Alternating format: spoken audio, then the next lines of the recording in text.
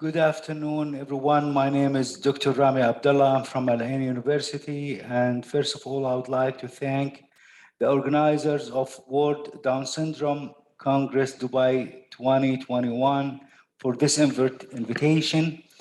And I think it's very important for us as educators and researchers to share the knowledge and to learn from each other. So thank you very much. And this presentation will be about one of my published studies and under the title Extent of Implementing the Characteristics of Professional Learning Communities at the UAE Special Education Center. So this is, forgive me. Yeah, so this is the citation for those who want to access to the original study. And I conducted this study with two co-authors. I were the main author for this study. And I conduct this study with Dr. Rami Abdallah and Dr. Chris Hill. So now, this presentation will include the following. This will include an overview about the study, the concept of professional learning communities, PLCs as an abbreviation, and its characteristics, the purpose of this study, the main results, and the importance of these results for special education field. And I will share with you a real training experience and how we could benefit from such research and practice or in the implementation. So here is the overview. Several schools of thought have emphasized the necessity of collaboration and collegiality among educators to enhance their students' learning environment. Therefore, the concept of professional learning communities, PLC, has emerged as a new culture and a practice that reinforces cooperation and significantly affects student outcomes. So let's understand what the meaning of PLC and what's its characteristics. So as we observed, PLC is about collaboration among educators inside the school or any organization, any educational organization.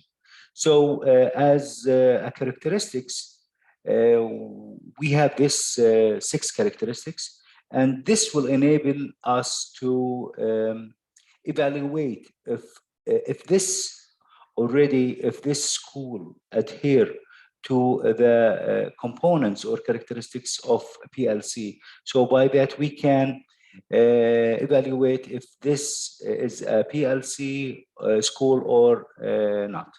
So the first one, we should have a shared mission, vision, values, and goals inside the school. Okay, the second one, we should have a collaborative culture with a focus on learning. The third one, a collective inquiry into best practice and current reality. The fourth one, action orientation, where learning is by doing. The fifth one, commitment to continuous improvement. So everybody as educators should be committed to the continuous improvement.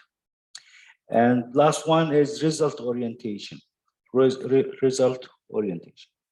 So if we use these characteristics, okay, we can create a tool to evaluate or to assess if the school is a PLC school or not. So in recent years, considerable research has addressed PLC within general education, but only a few have focused on their implementation in special education. PLC can significantly improve teaching practices in general education and special education classes. At the national level here in UAE, the UAE government launched the national policy to empower people of determination, okay, persons with disabilities in 2017, which guarantees equal education under one of its main pillars as clear evidence of the governmental interest in the rights of people with disabilities, including the right to education. The Ministry of Community Development in the UAE focuses on delivering high quality and relevant services for persons with the special needs to empower and to prepare them to tackle their current and future challenges. So the Ministry of Community Development can implement PLCs as a new approach to enhance the special environment and learning outcomes for students with special needs in the UAE. So Jones et al. 2013 indicated that implementing the PLC components with general education or special education can positively affect teachers' classroom practices and increase their participation in school activities, which leads to improved students' learning. Prior studies confirmed that PLC increased the efficacy of teachers and the school capacity. Okay, the purpose of this study, according to the purpose of this study, is twofold. The first one, we investigated the extent of practicing the characteristics of PLCs, the professional learning communities, at special education centers in the United Arab Emirates. Second one, we determined whether the PLC skills among special educators vary on the basis of the type of educators, educational level, years of experience, and the student's disability. We collected our data quantitatively from 151 educators who work at special education centers in the United Arab Emirates. The main result, our result revealed that educators working with students with disabilities in special education center have a high level of PLC skills in all domains. Educators, educational level, years of experience, and student disabilities create significant differences in the practice of the PLC characteristics in special education centers.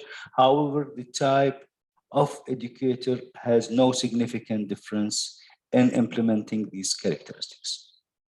So the importance of this result for special education field overall, the study can serve as a base of further research on PLCs within the special education field and addresses the lack of knowledge of this topic.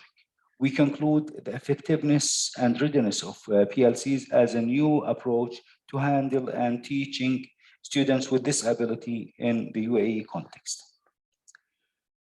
From research to practice. So as I told you before, I will share with you one of my experience in training for Down syndrome students.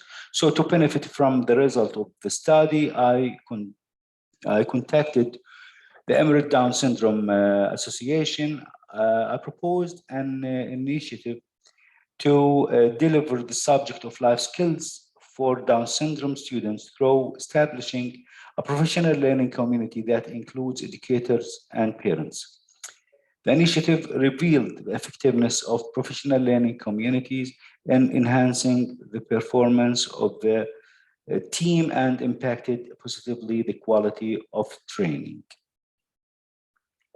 So thank you very much. It's the time for asking questions, but also I want to end with this point that, as you know, in the Arabic region, we don't have any act, okay, that make it compulsory for us as educators to implement PLC inside our schools. But if we try to compare that to the case in United States, maybe according to the No Child Left Behind Act, they should implement the PLC as something essential. So this is maybe the difference. Maybe here it's the result of such a study will be crucial for policymaker or stakeholders to maybe try to put the policies, the needed policies, to implement the PLC as something essential inside the special education field. So thank you very much, and have a nice day.